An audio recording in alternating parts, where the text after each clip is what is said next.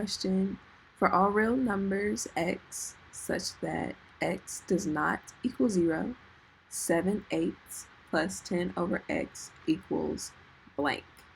So this question is asking us to add these two fractions together, 7/8 plus 8x. So I'm going to go ahead and write those down. And then to add fractions together, fractions need to have the same denominator. The denominator is what's in the bottom of our fraction. So for 7/8, the denominator is going to be 8. For 10 over x, the denominator is going to be x. These numbers on top are called the numerators. So we need to have the denominators need to be the same in order for us to add them together. There's not much we can do to fractions in this state. So the question is, how do we get these fractions to have the same denominator? Well, one of these denominators is a variable. So we can multiply this variable times this denominator, and then we will get 8x.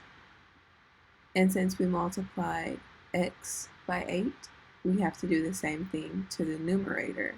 So it would be 10 times 8, and that'll give us 80. The reason we have to multiply both the bottom and the top by the same thing is because we want this fraction to still be equivalent to this fraction.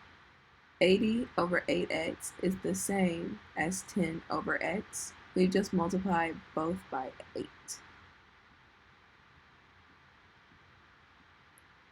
So, and now we're going to do the same thing to 7 over 8.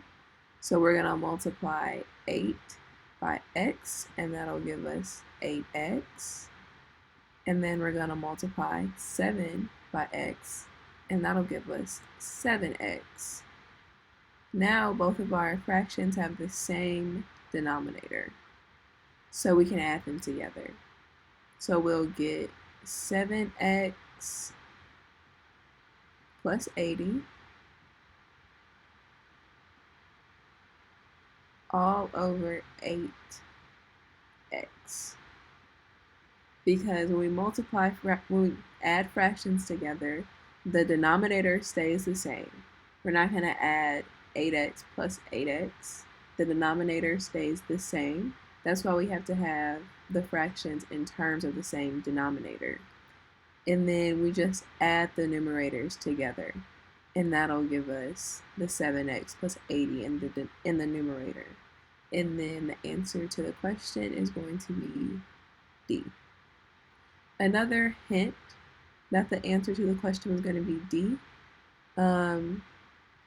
C and E are both, like, the denominator is 8 plus x, and we know that we can't just add these together. Like, we can see that C is just 7 plus 10 and then 8 plus x, and we know that we can't do that. So when we add fractions together, they have to have a common denominator. So we can go ahead so we could have already marked out C. And we see the same thing for E. They just added 8 plus x in the denominator, but we know we can't do that. So the answer has to be D. Another hint that the answer is going to be D, it has the plus here. And we know we're going to have to add these two together. So that's another hint. Because we can see in A, they just added the 7 and the 10 and got 17. And we can see that that's not right as well. So just looking at your answer choices, we can eliminate some. Even if we weren't sure about how to go about the question, there are going to be some hints in the answer choices about what the correct answer is going to be.